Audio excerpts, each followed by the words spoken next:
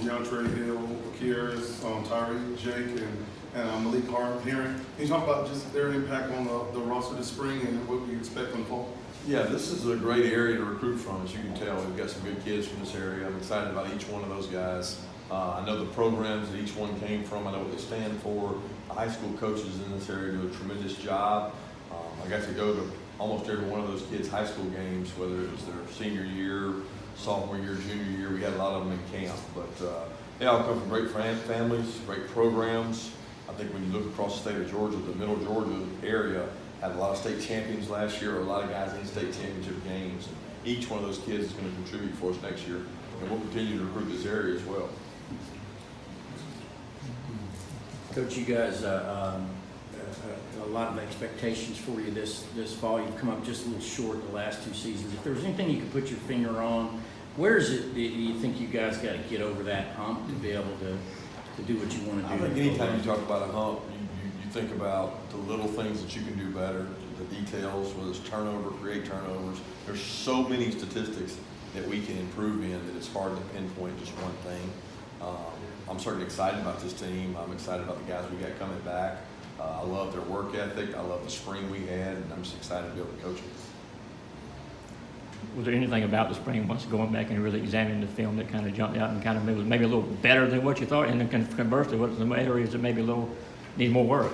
I think it's hard to say from the spring game. It's so fast, and it's such a pass environment. I mean, that's not a real game for us. I mean, we don't try to run the ball a lot. We try to throw it as much as we can, and you have both ends of the half that you have to go to a minute whether you have a lead or not. So I look at the spring in its totality, not really in just that game. But I thought a lot of guys improved. I thought we had a lot of guys step up in positions of need, and we've got to do that with the guys incoming. We got a lot of defensive linemen coming in. We got a lot of receivers coming in, and that's the two areas that we need the depth and we need the players at the most. Speaking of those guys coming in, I think it's 12 scholarship guys. You're looking at with 2 grad transfers.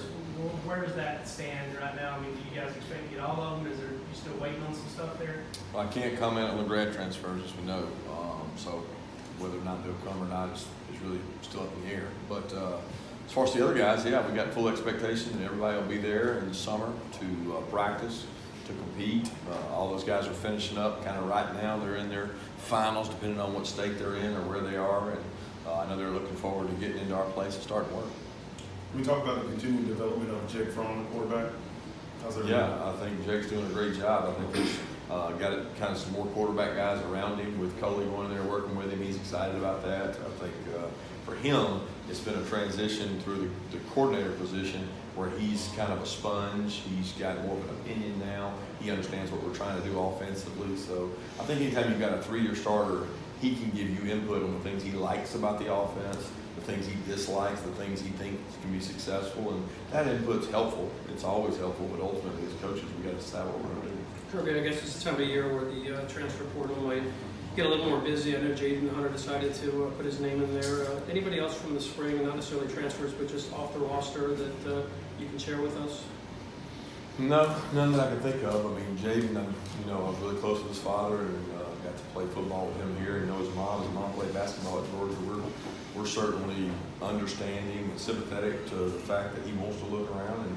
And he's a great kid. He does everything right for us on and off the field. He's been a pleasure to work with, and we wish him nothing but the best. If he chooses to go and chooses to return, then we'd love to have him. But nobody else that right now is out there. Coach, can you talk a little bit about the development of Kieris Jackson and Malik Heron over the last few years? Well, Kieris is still developing. I think that you really hadn't seen the best of Kieris. He was a kid that we came really close to playing. Played a little bit last year and thought he could have helped last year, but it was one of our deeper positions. And we had seniors who didn't play a lot last year, Jason Stanley and Akil Crumpton. So we thought it would be beneficial for Kieris to get that time and experience to grow, and he's been able to do that. He had a good spring. He could have even better fall, and he can grow into the player we need him to be. He's physical, he's tough, he's competitive. He helps a lot on special teams. We think he might be able to win the returning job, so he's in competition for a lot of that. And then Malik, here's a kid that's kind of gotten better since he got here. He had a really good game against Georgia Tech, and everybody kind of remembers him by Georgia Tech. Well, that's a unique offense that fit his skill set really well. And I think he's growing. He's getting a little tougher. He's learning how to play the game and play more snaps because he's really been a role player up in his time, and he potentially now becomes a guy in the rotation plays more. What kind of reports have you gotten on Zamir? Everything's been good. I mean, he's rehabbing with Ron. Ron sends me video of him running, him doing things, but it's all the things that you guys have seen. So it's not like I'm getting stuff that I haven't seen before. I mean, in spring, he ran, he cut, he caught the ball, he did things. He just didn't have contact. And he's not going to have contact until fall camp. But as far as his attitude, his strength, his all his testing, he's right where he should be and doing what he should do. This scavenger hunt thing that you do on campus seems to have really taken off. You remember where that came from? Who came up with that idea? And it seems like the recruits love it. Yeah, I think we enjoy it as coaches because it's different. You know, you feel like a guy comes to your campus 3-4 times. What can you do different with him? And somewhere 2 or 3 years ago, we met as a staff and said, hey, let's try to do something different. And everybody has their theme. And we just thought that was good. Now, at the time, I was concerned that kids might not enjoy it, might not like it, might think it's silly. But once you look at the 12 categories of things you have to do and where you have to go on campus to get them done, it puts you in some locations that you might not normally be in. I mean, I can say went to school there for 5 years, and there's places I go on scavenger hunt I never went when I was a student. And I think that's unique, and I think they see a side of us as coaches that they don't normally see. And the flip side of that is we find out a lot about them competitively. You know, do they care? Do they buy into it? Are they too cool for it? Or are they out there trying to win the thing nonstop? And I like that. I like to find out whether they're kind of jumping in all in or not. Coach, we saw a little bit in the Sugar Bowl. Aziz Ojulari, could you talk about his progression and maybe your expectations for him moving forward?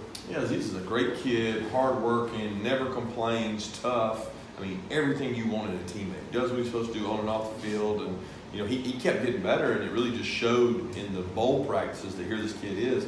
He's beating some guys in pass rush. He's getting better. And so we've got to play him. He's got to go play in the game and help us. And he missed a sack in the game. He got a lot of reps. And I think those reps are going to give him quality confidence that I can go out and perform in the games next year, almost like he played last year when he really didn't. So I'm excited about where he's at. He's really gaining strength in the weight room. You got to remember, he's coming off an ACL too, that sometimes you're not as good the first year back as you are the second.